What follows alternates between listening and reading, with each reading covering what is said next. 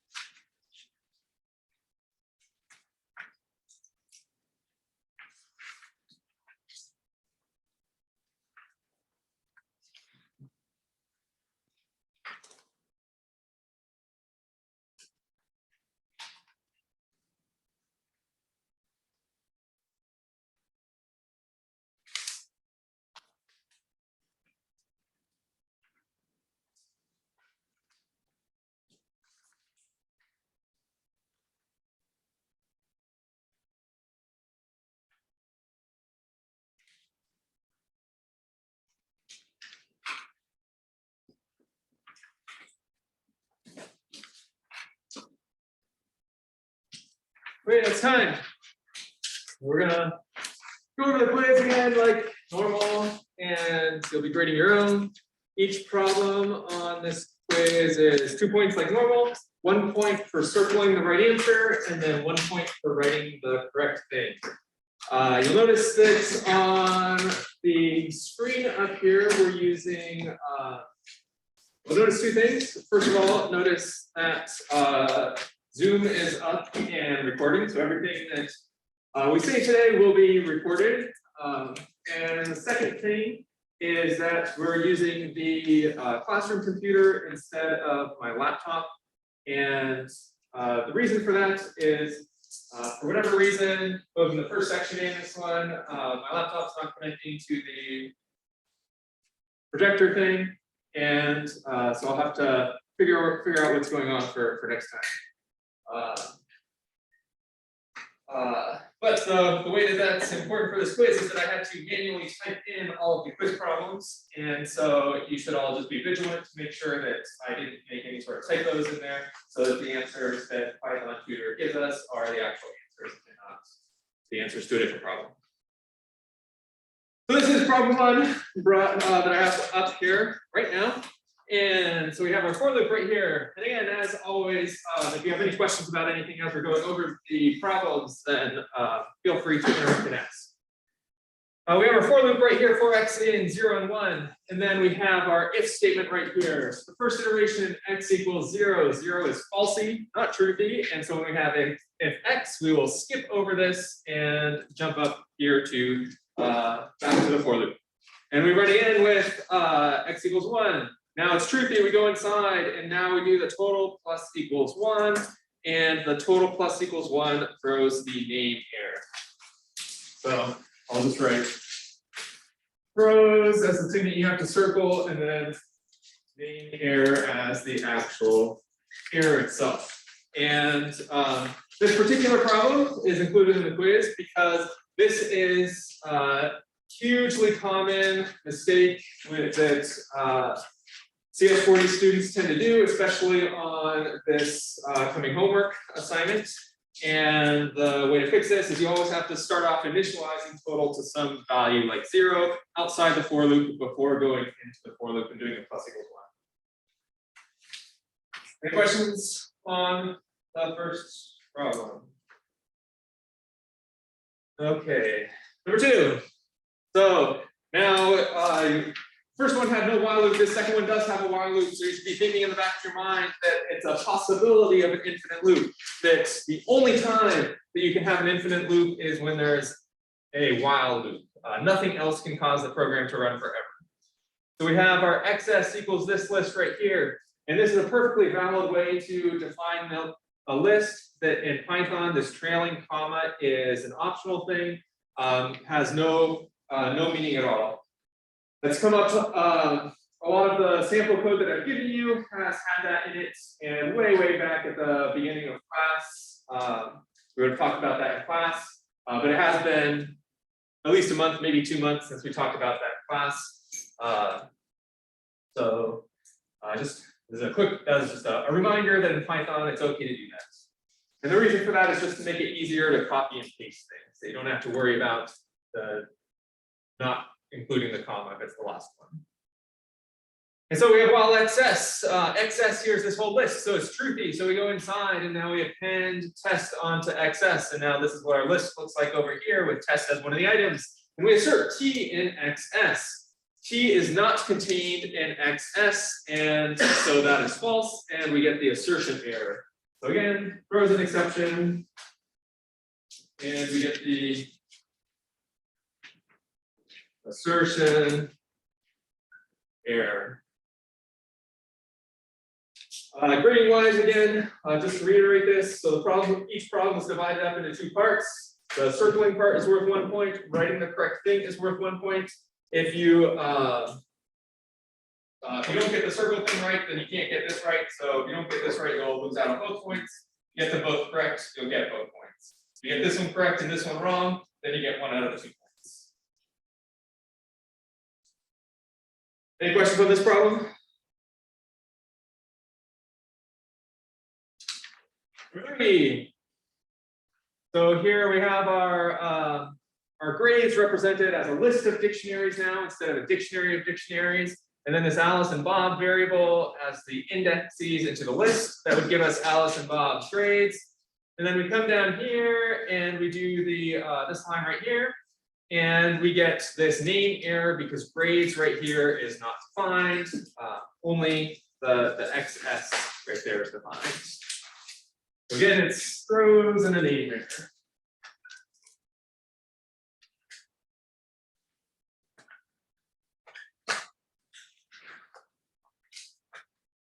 If instead of having grades right here, we have XS right here. I thought about doing this one, but it's a little bit trickier. We still get an error message an error thrown on this line. Anybody brave enough to shout out with the errors? Shout it out. I mean, Alice is in a string, so like calling variables.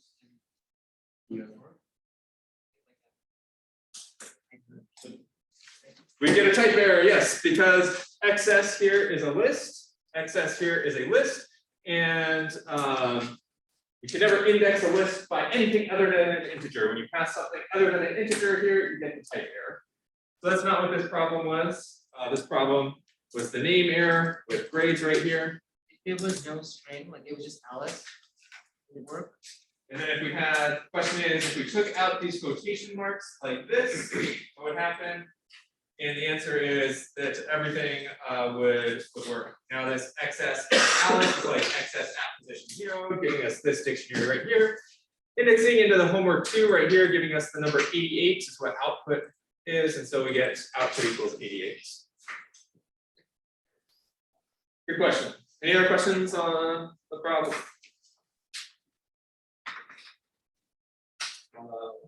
See, that was number 3. Number 4.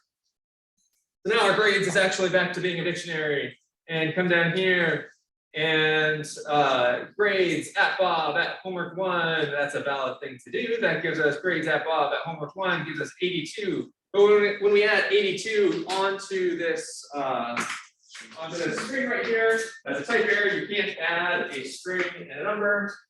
So it throws and the type error.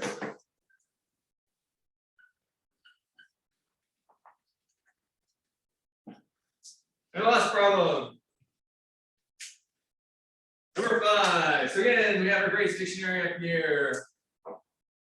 We have output equals grades, and then down here, we get this key error down here because homework 3 is not in the Alice dictionary. So we go over to Judson again, and we get the key error. So quiz out of 10 points. Each problem again, 2 points. Each part worth 1 point. If you get the first part wrong, you can't get any points. But if you get the first part right and the second part wrong, you get 1 out of 2 points. Go ahead and total up your score, put it on the front, make sure your name's on it, and then pass up the quizzes.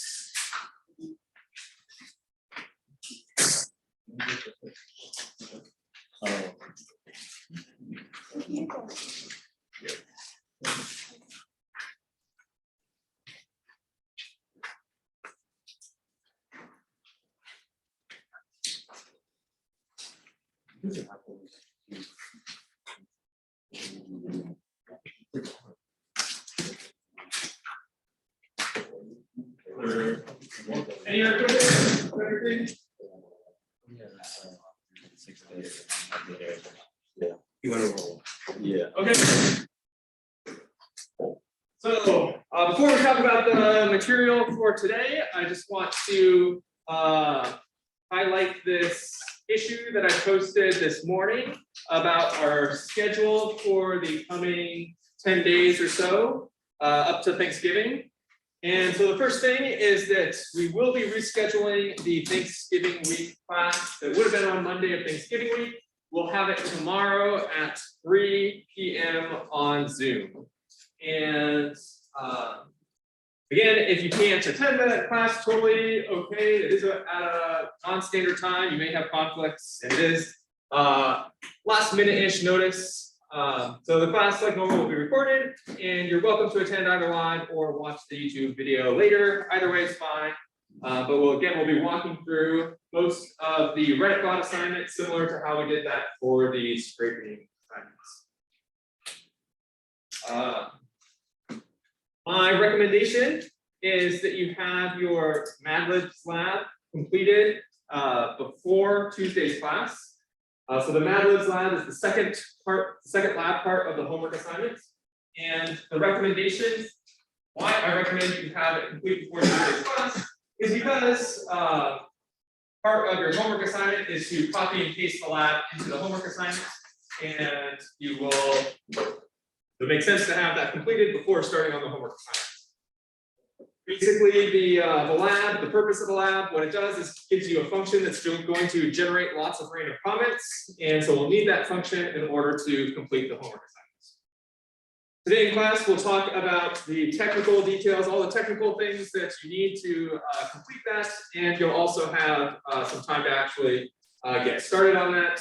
And a handful of students completed that function in class here. So shouldn't be a too hard lab to do. There will still be a lab session on Friday, and my recommendation for the lab session is to use that lab session to get all of your questions about the homework answered. That anytime you're working with Reddit or any of these social media sort of things, anything online, there's all sorts of weird problems that can arise. And if you don't get those questions answered before Friday or before this coming weekend, before Thanksgiving break, there's a good chance you won't be able to get them answered at all. So trying to get them answered on the lab session is a good idea. Question? Are you listing office hours on Monday? So yeah, question about Monday. We'll have office hours. I'll still be available for office hours on Monday. If you have do have questions, I will not be available on Wednesday. I just have a quick question about lab part 1. Is our output meant to be exactly the same numbers as ours? Question is on lab 1, the PRA lab. Should the numbers be exactly the same as the numbers that I have? And the answer is for any of the particular bots that I have listed, so like CS40 bot, CS40 bot 2, the numbers need to be exactly the same. Since running my answer key though, a number of other bots have joined in the conversation and said other things, posted other messages. So you will also have other things as well that I don't have, and that's okay. But if your numbers are less than mine, then or they're greater than mine, then something went wrong somewhere. Good question. Okay, so another reminder about the homework: no extensions for any reason whatsoever, and so therefore, if you're working over Thanksgiving break, I will do my best to monitor the GitHub issues, but I'm going to be less responsive than normal, and most of these sorts of questions are things that really will require probably like actually one-on-one sitting down on the computer. So good chance you won't be able to get those sorts of questions answered over Thanksgiving break. And so I really strongly encourage you to get your code, everything done before Thanksgiving break. So by Sunday of this weekend, and then you can just use the remaining time to let your bot run and post lots and lots of comments. Last schedule thing is, so we're going to have 2 more quizzes in this class after Thanksgiving. There's 2 more weeks, and the quiz immediately after Thanksgiving will not be on the Monday of that week. It'll be on the Wednesday of that week. So assuming you get your homework done before Thanksgiving break, there's basically going to be no responsibilities for this class for Thanksgiving. We can have a good break, and then we'll come back and have the quiz on Wednesday instead of Monday. Any other questions about scheduling or administrative stuff for the next week or 2?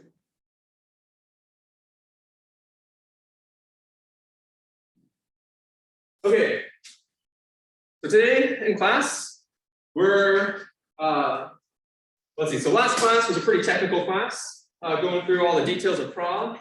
Tomorrow's class, Tuesday, also going to be a super technical class. Today's class is going to be a less technical class, going over high-level ideas about we'll start with this ethical legal fact that we didn't get to yet. And then we're going to talk about high-level ideas on actually generating good text for your bot. And we're going to be using a strategy that I call the Madlibs strategy.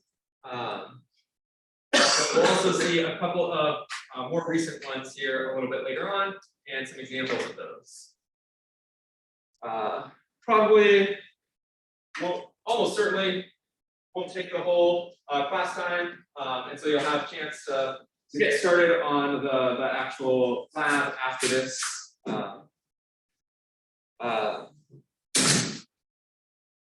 Yeah.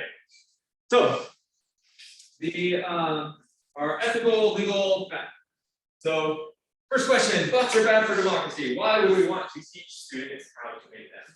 And the answer to that is that so bots spreading fake news have gotten a lot of media attention, but many bots are actually good. And so we've been doing a lot of work about making these bots so far. Haven't actually talked about or seen any examples of bots yet. And so I have a big list here of Reddit bots that I think are particularly cool. And all of these bots, they do something different in the sense that their text generation ability is different. What they actually put out here is different. But they all follow the same procedure that we've been talking about of using the PRA library to generate these messages. So this stab bot, what it does is if you're in a post where there's an image, you can call on stab bot just by writing u/stab bot in your message, and it will stabilize the image for you. So hopefully this is a safe for work image. The danger, many of the problems of using this computer instead of my laptop is that I'm not able to bring things up before class and make sure that everything is appropriate. So this is my risky clip for today. Okay, so there's just a cell phone image of some guy walking into a house. And the cell phone's a little bit unstable. It's actually pretty good though. But what this stab bot does is now here's the stabilized version. And so you can see like the person is actually like perfectly stable now. And this frame is just kind of wobbling over the place. That's not a particularly good one. We'll go ahead and just click this without looking at the original one. So here you can see that just the frame is moving around. These are all pretty stable ones. There we go. Yeah, the frame's going all over the place in order just to keep the dog and everything else kind of in check. Auto TLDR, so too long didn't read. If anytime there's a link to a news article, auto TLDR comes up and just gives a nice summary of it so that all the lazy Redditors don't have to actually click the link and read the article. They can just read this summary right here. A lot of bots, so both of these bots are just based on the actual submission. This one here is more related to the contents, replying to other people. So there's a sub on Reddit for discussions about Christianity, and understandably, people in this subreddit want to talk about Bible verses. And so this bot just, anytime somebody mentions a particular Bible verse, like Genesis 1:1, it'll provide the actual text right here so that people in their conversation can reference it. This tipper bot allows you to actually send money to other Redditors. You really like their comments, so you don't want to just give them an upvote. You want to send them some Bitcoin, and the tipper bot lets you do that. Remind me bot's probably one of the more famous bots on Reddit that you can just specify, like remind me in a certain amount of time. Something like this. You say remind me in 3 years, and it'll remind me bot will send a message back to this person in 3 years to remind them to revisit this post. Another one here is the good bot, bad bot. So you can vote anytime there's like bots going on. You can, if you just type good bot, then the good bot, bad bot vote maintains an internal dictionary where the keys are all of the bots, and the counter is how many upvotes or downvotes people have had. And so you can vote on how good different bots are. You click the results right here. Looks like their page is down right now. But normally you'd be able to see one of the best bots on Reddit. So that's just a handful of Reddit bots. Other social media websites have different bots. The programming stuff that we're doing is again using the prawn library specific to Reddit, but the general principles like not giving away your password information are general to everything. And one of my favorite bots of all time is this New York Times Diff bot on Twitter. It just continuously monitors the New York Times for changes in their articles that they don't tell people about. They just change text and they don't put like a addendum down at the end saying that they actually changed the text. Usually those changes are innocuous, so like changing Mr. for the first name, fixing a URL. But sometimes the changings can be pretty significant. So this one right here is one that I think is an example of a more significant one, changing a title of an article from just saying a Moroccan citizen to an ISIS sympathizer. I might have shared an article to all my friends on Facebook about a Moroccan citizen, but now I'm sharing an article about an ISIS sympathizer after they changed the headline, and now everybody else is seeing something different than I shared. So having bots that do things like this or do all of these things actually really help the communities on Reddit and Twitter and so on function. As we're going through all of these things, this is potentially a more boring lecture because there's just a lot of different things and I'm doing a lot of talking without maybe too many examples. Feel free to interrupt me and ask questions about anything, and we can go into more detail about different things, or otherwise I'm just going to go through all these highlights. Any questions at this point? Okay. So that's so was it ethical to develop bots? Yes, they actually help the community. So now, is it legal to develop bots? And so yes, in 2 points. So the first thing is Reddit requires us to obey the API terms and this thing called bot etiquette. So it's like etiquette, but for bots, bot etiquette. The API terms, nothing here is really anything that we have to concern ourselves. This is all stuff that prod does under the hood for us, but it's talking about, for example, not sending too many messages to Reddit at once. And we've talked before about how prod limits us to 1 second, 1 request per second. And so the prod library is automatically taking care of all of these rules for us. So we don't have to worry about that. This idea of bot etiquette is basically just that make sure your bot's not an asshole, that it's behaving itself. So as an example, you probably should not write bots that are doing things on suicide watch. That would be a pretty asshole thing to do. Another thing is that you want your bots to actually somehow contribute to the community. So just replying good posts to something is kind of pointless. And basically the sort of design of our homework assignment, you'll be required to write your posts only to that BotTown subreddit. And BotTown is designed for all people to be experimenting with this sort of thing. So just by following the rules of the assignment, you won't be breaking any of these bot etiquette issues. So that's, from Reddit's terms, you're not violating anything about Reddit by completing this assignment. But outside of Reddit, like actual laws. So the only one that really applies to us is this 2019 California Senate bill, the Bolstering Online Transparency Act, BOTS. And it requires any commercial bots and most political bots, meaning any political bot that is soliciting money. So this law really only applies to bots that are dealing with money somehow, to clearly label themselves as bots. So in our assignment, you're all supposed to label yourself as bots, and that guarantees that we satisfy the requirements of this law, even though this law doesn't actually apply to us because we're not sending money to each other or soliciting money from people. This law is, I think it's a particularly interesting law that there's a lot of discussion about the sort of First Amendment, freedom of speech issues related to this law.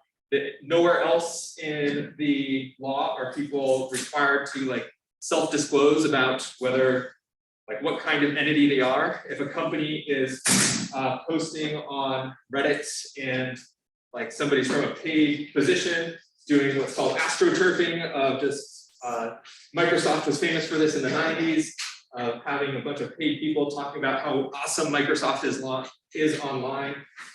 There's never been any requirements that Microsoft disclose that the people who are doing that are Microsoft employees.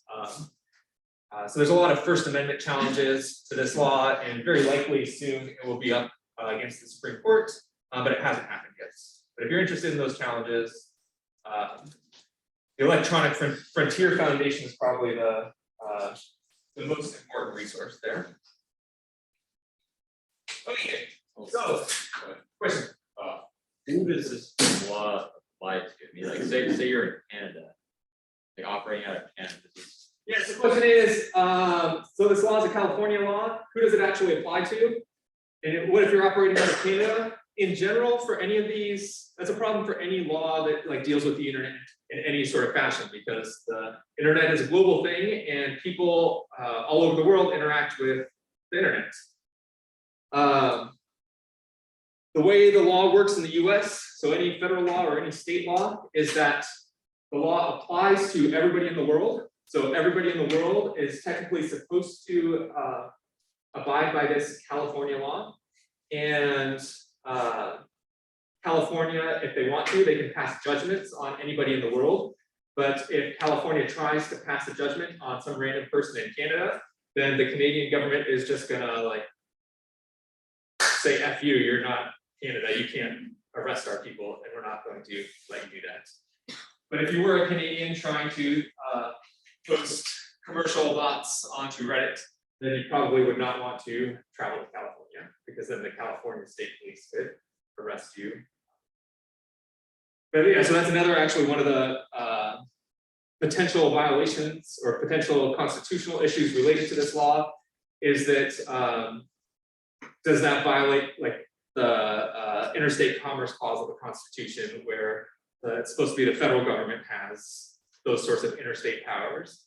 And as of right now, it's never been tested. As far as I know, there's actually never been this law has never been applied to anybody. It's just on the books to make politicians get votes from their constituents. But I think in pretty much any situation that it was actually applied, my guess is that there'd be just so many ways to overturn it or challenge it that you get off. That is gonna here. Yeah, I guess the whole First Amendment thing, is the idea that like, as the First Amendment, because people have to disclose who they are, or is it, yeah, I guess. So the questions are like, why would there be a First Amendment challenge to this? And the answer is that what if I am a Microsoft employee and I want to post messages against Microsoft online, then should I be required? So currently, I'm not required to like sign any of those messages with my name, and so it's okay for me to be like an anonymous whistleblower that way. This law effectively makes that legal to be like an anonymous whistleblower. You have to specifically say who you are in order to post those messages online. Yeah, so I guess my curiosity is that like, if one was in favor of the First Amendment, are they in favor of having everyone disclose who they are for transparency? Or is someone in favor of the First Amendment against disclosing their identity? All three of these institutes are saying that anonymous communication is important, and so we should allow the anonymous communication. I'm sure there are people who are on the opposite side of that, is that all communication should not be anonymous, but they would not be challenging this law. Good questions. So Major, one of the like purposes of this assignment is just to help understand like what is the difficulty of creating a bot, and you don't actually need to be like a state actor with millions of dollars in order to do so. We're going to see some examples here in a little bit of probably not good bots that somebody could have easily just written in their basement over the weekend. So yeah. a lot of the legal issues that arise with bots and a lot of the things that I've seen people propose for like stopping bad bots online, sort of assume that you have to be like a state actor with a lot of money to create bots. And the fact that that's not the case is something that legal experts will have to wrestle with as they're designing this sort of legislation. So again, next, unintended negative externalities of this assignment. Making sure that we're going to be posting about political things, and so potentially anybody on the internet could come across your bot and think that it's all valid political messaging. So that's why we're posting to this special bot town subreddit to prevent that from happening and labeling all our bots specifically as bots. And again, neither of these things are required either legally or by Reddit. We're just doing that as an extra safeguard. And then the last thing, this is maybe a question more for like administrators. A lot of people have asked me, why would we want to even consider doing a controversial assignment that forces us to think about ethics or legal issues in a computer science class? And the answer is that we're actually, in some sense, required to. So the ACM is the main computer science professional organization, and they state that we should be creating assignments that help students reflect on the wider impact of their work. And so as you're doing all of this technical coding, hopefully it's helping you think about like the wider impact of bots and whether they're good or bad. And also accreditation agencies. So when you graduate from CMC, CMC is accredited, which means that people actually value your degree. And they also require us, these agencies require us to talk about ethics and combine it with our technical classes. Any questions about any of the ethics or legal aspects of bots?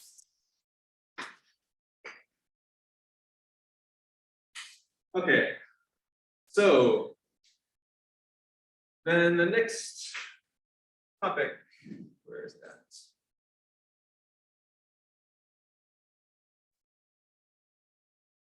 Here we go. So our lab for Madlibs, actually doing text generation for our bots. So we've talked about how to create posts and like if you have a string of what the text should be, how should you get that onto Reddit? The Pro library does that for us. Today we're going to be, in this lab, you're going to be working on how to actually make an interesting string to get that interesting string posted to Reddit.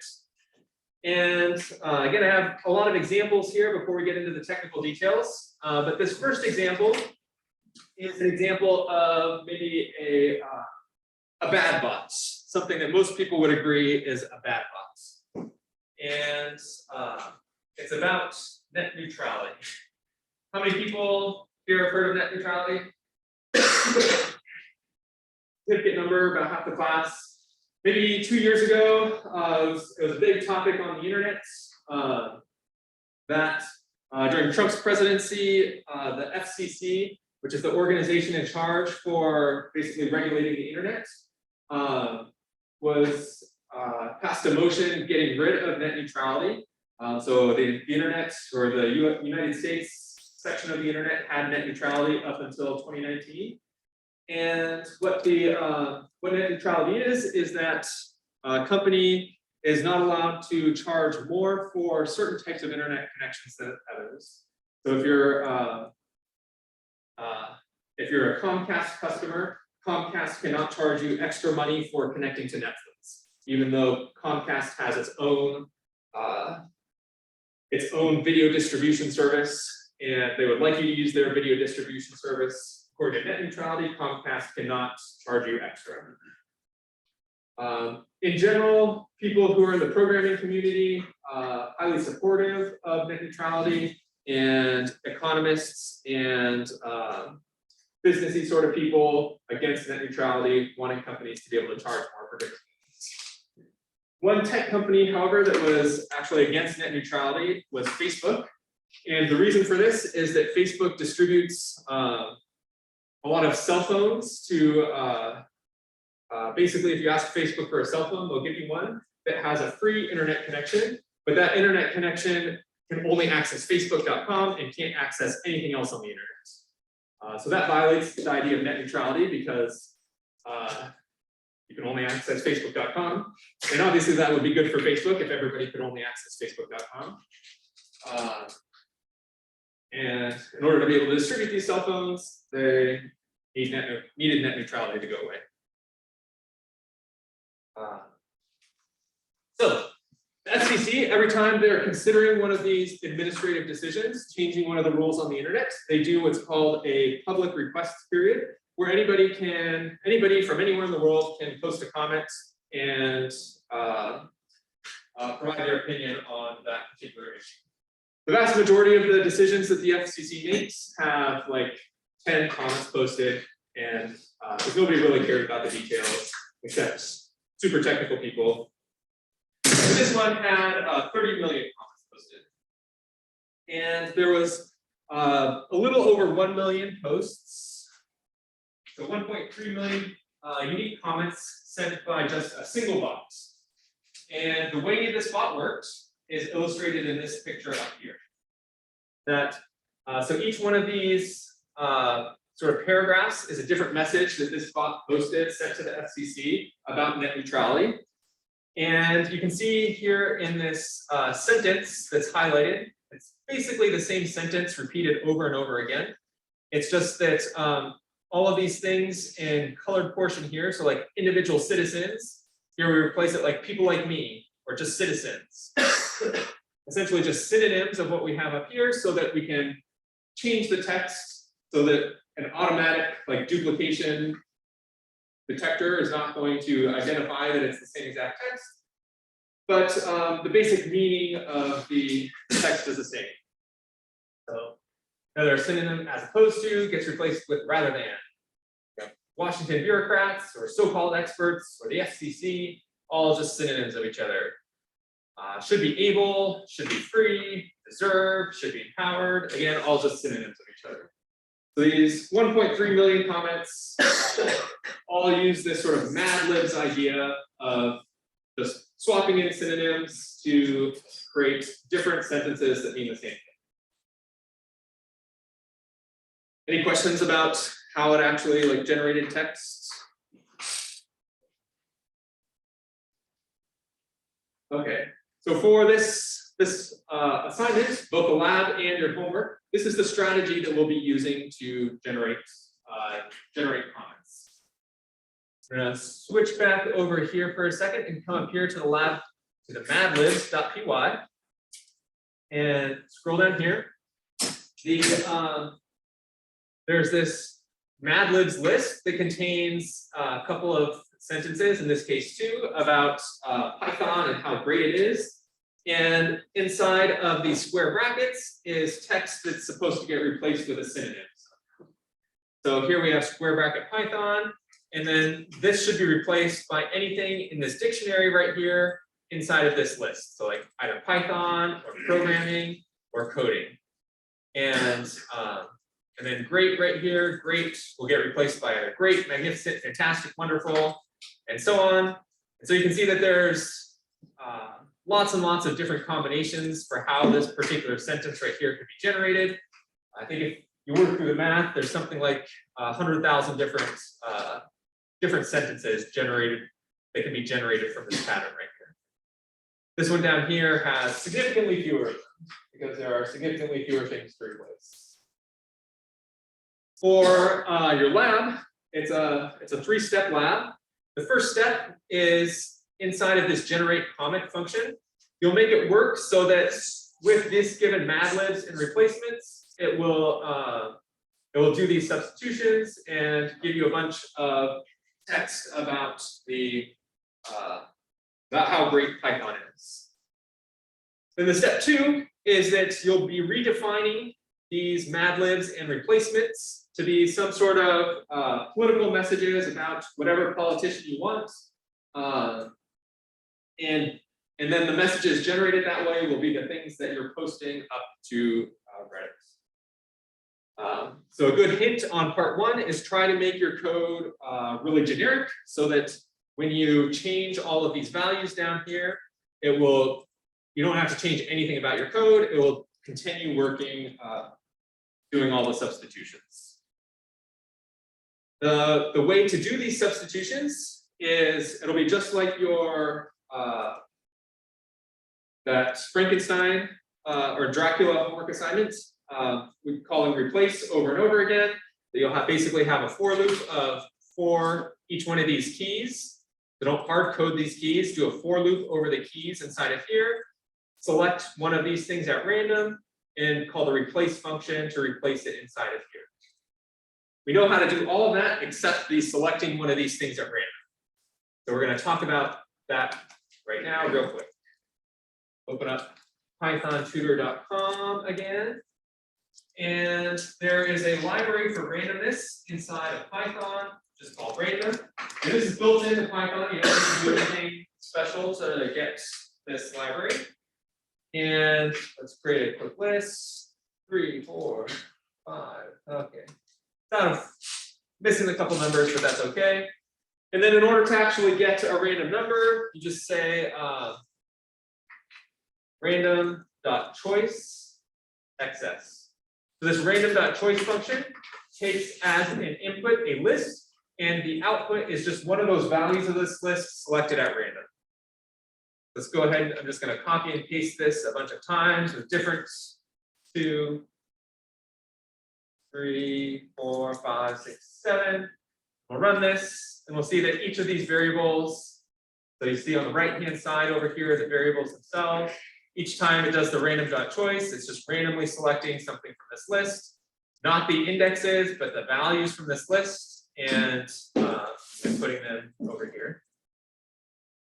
So on your actual assignment, you'll just be doing random.choice with the lists from those dictionaries.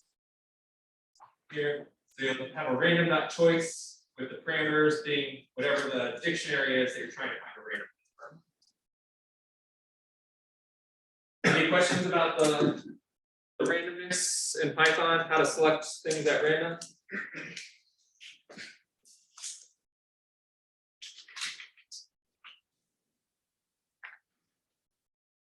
Okay. Yeah, question. You said something about 100,000 messages to be generated. So would you be like setting up your like a range, like what 10,000 messages? Like I understand how you. Yes, the question is, how do we actually like generate a whole bunch of messages based on this?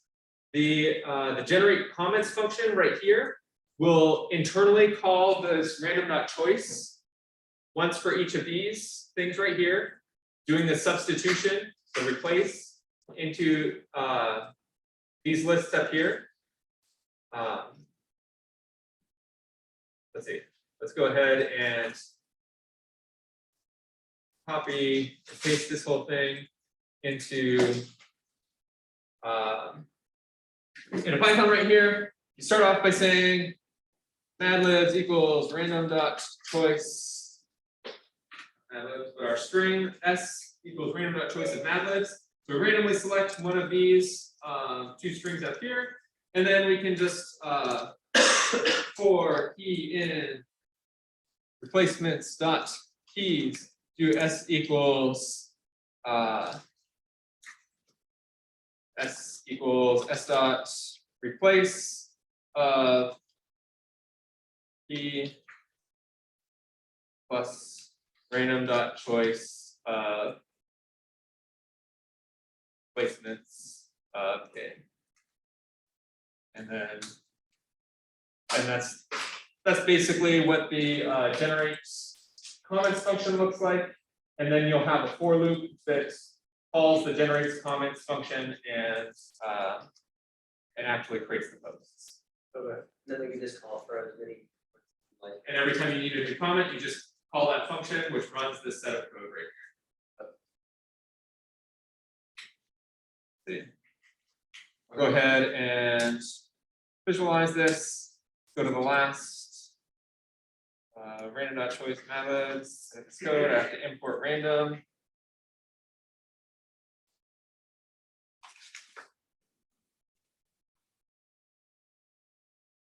the last, and then you can see it says, I adore Python programming. So selected this one right here and replaced love with adore and replaced Python with programming.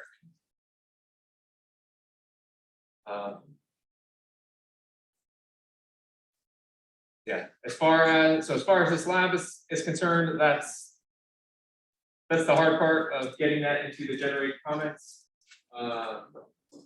But if you do have questions about the random choice, you will need this for other reasons inside of your homework assignment, because you'll have to, for example, reply to a random comment or select a random submission to reply to. So don't just trust your ability to copy and paste this in the lab. We'll get you through the assignment. If you have questions about this, you should get those answered now. What's the plus, K plus? So here, the K right here refers to one of these things, so like Python, great tool. We're surrounding it in square brackets so that, because up here it's square bracket Python, square bracket great, square bracket tool. And so this just makes sure that we don't accidentally replace, like, if there was text up here, like, and we actually wanted great in all caps, it's not going to replace that because it's not surrounded by square brackets. So only the things surrounded by square brackets can possibly be replaced.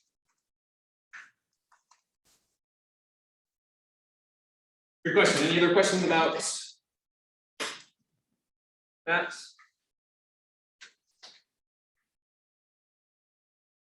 Okay. Feel free to continue working on this. I do want to highlight for a few minutes though about the limitations of this method for generating comments and how to generate even cooler comments. So there's 3 different subreddits down here that we're going to take a look at and the comments that they're generating. And so this first one is the link to the last year's version of this course. And if we click on one of these things, you can see that, so there's a lot of comments that have been posted. And if we look at any one comment by itself, they all seem like reasonable things because they were basically just written by a reasonable person to say something. But the comments don't reply to each other at all. There's no sort of conversation happening at all. Each comment is just randomly talking to the other things, not taking context into account at all. So that's what your assignment is going to do. Yeah. Is there a way too that you can comment on your own thing? So let's say you wanted to make really comprehensive, I don't know, response. You have your own argument, you respond to something that you just posted. Oh yeah, so this is a great question. The question is, what if basically what if I had multiple bots and I made those bots reply to each other with predefined comments so that there was actually a real conversation going on?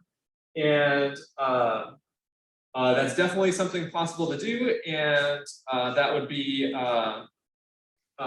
there's an extra credit for this assignment where if you have multiple bots, then you'll get that extra credit.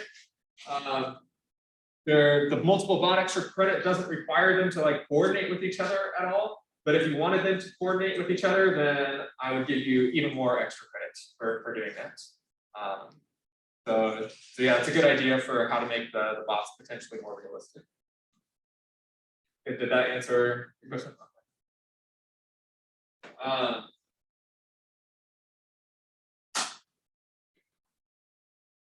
Let's see, other ways of making them more realistic. There's so this Madlibs sort of idea is basically 1960s tech that we're working with in this assignment. This is how the oldest chat systems works. There's newer systems called Markov chains and this thing called GP2, which are significantly better and allow for these sorts of actual conversations to happen. Subreddit simulator right here uses Markov chains. And here the discussions aren't necessarily great, but they're still a little bit better than the previous ones. Again, I wish I didn't have to work with this desktop here because I had some good ones sort of good examples pulled up on my laptop, but I can't really get those over to here very well. But the main takeaway is that Markov chains are a little bit better. GPT-2, even better. This is the state-of-the-art technique. And both of these subreddits, if you wanted to try to incorporate these advanced techniques in your bot, these green posts up here have instructions on how to incorporate the GPT-2 technique or the Markov chain technique.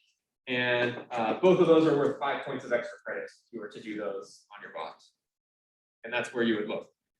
The green text of the subreddit simulator GPT-2 or of the subreddit simulator.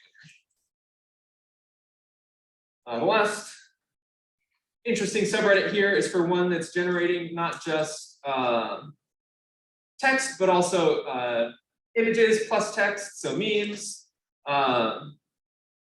Here's let's see, a lot of these are not particularly safe for work, but this one is one that I thought was funny, generated by a bot again.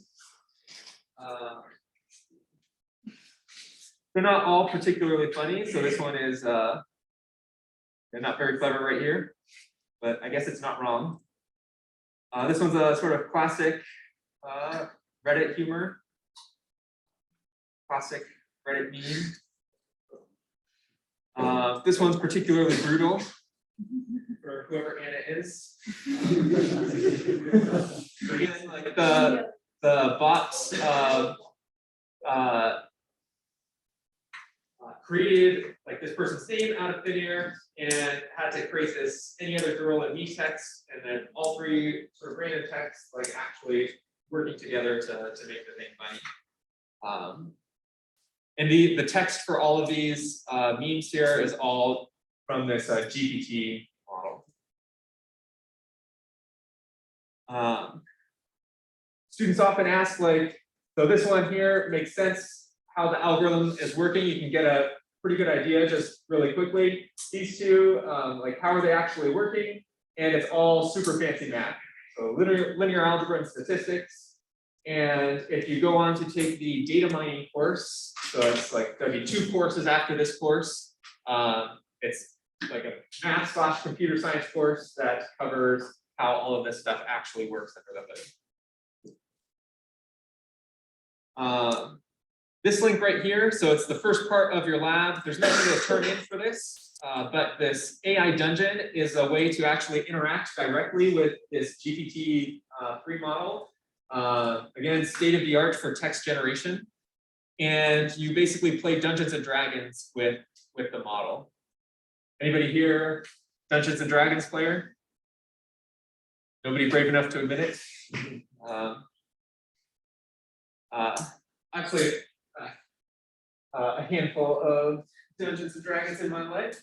But the idea in Dungeons and Dragons is that you have like a game master who is like behind the scenes orchestrating everything, and then you have a bunch of players, and then you just talk to each other, and it's the talking that evolves the world. And so here, the computer is the game master, and you are still the player, and you just talk to interact with the world by talking with it. And it's going to, whatever we type in here is going to interact with this story somehow. So our name is Selma, and we live in a great white tree. Somebody want to shout out a verb? What are we going to do? Climb the tree. So, I climb the tree.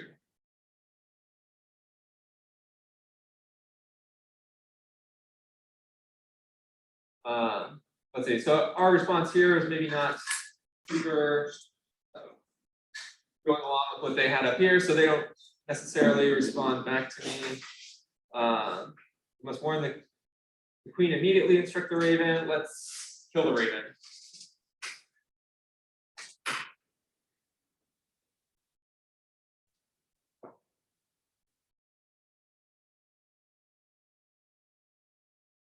pull out our bow and arrow, launch an arrow, take aim at the raven sitting amongst the leaves. You fire, and the bow pierces the bird's heart.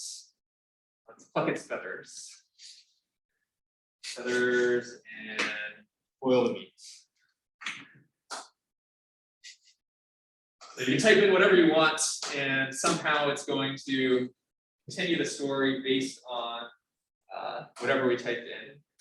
And you can see it, the text not, why are we aiming at the head firing after plucking the feather? Doesn't always make sense. But I don't know, I think in general, like it does a much better job sort of going back and forth in a conversation than just the Madlibs technique.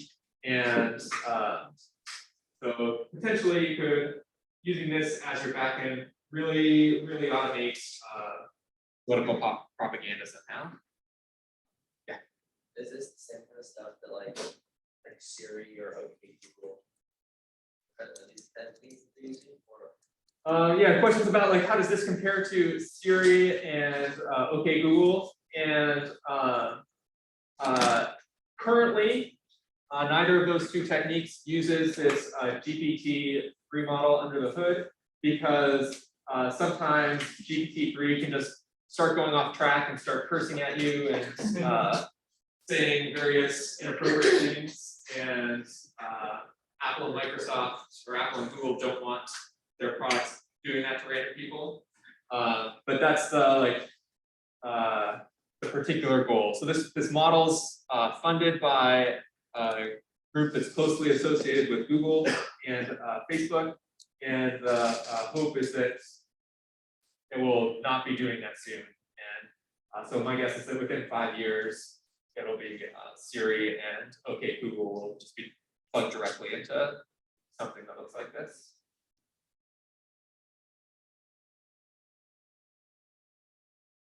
Yeah, good question.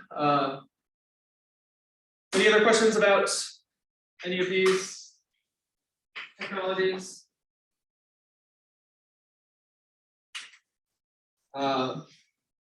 Okay, well, that's all the presentation stuff for the class. You're welcome to leave or continue working on the Madlibs homework assignment. I'll go ahead and bring up the or leave up the Python tutor thing here in case anybody still wants to copy it. And I'll answer any questions that anybody has about whatever your code is or anything like that. So what do we have to do after this step? So this is the contents of your generate comment function. And then the next step is to create new Madlibs that either advocate for your favorite political politician or attack your least favorite politician or political group, and then appropriate replacements down here that do the replacing into your Madlibs that you write up here. So we're creating our own set, a couple sentences and all the possible. Yep, whatever you want your bot to post on Reddit, that's what you put right here. I forget the exact details of the number of Madlibs and things, but those are in your in the madlibs.py file up at the top. I think it's maybe 6 Madlibs, but I forget how many of these replacements are required. And then once you have that, the last thing is just to use that to post 100 random messages to Reddit.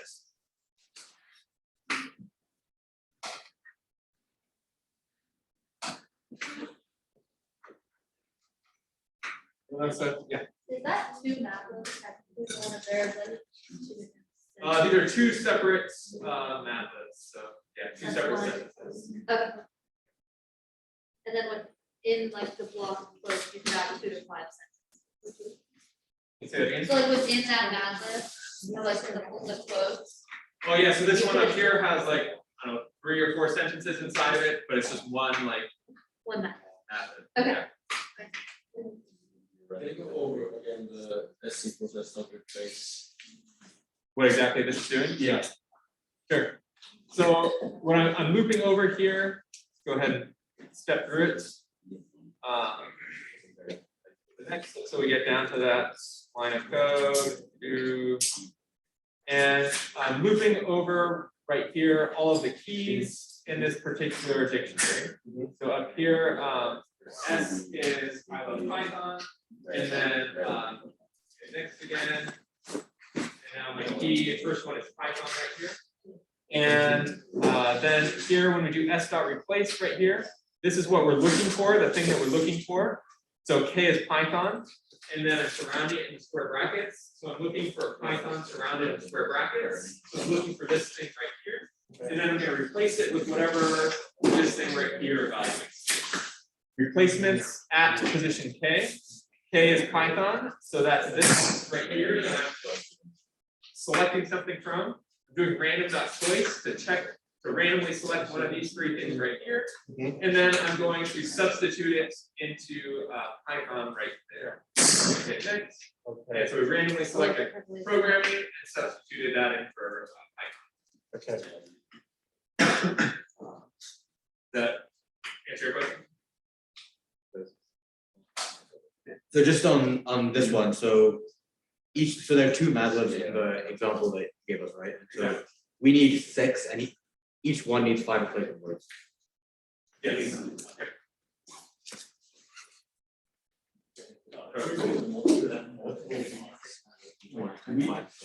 Yeah. 6 like individual matters. Yeah, so like okay. that's 2 right now. Python replaceable. We need 6 and each one needs 5 replacement. You could just like 5 sentences. Yeah. So Each broadly Madlib defined, whatever you needs do, political is very Oh, basically, it's not one matter. No, that's 2. So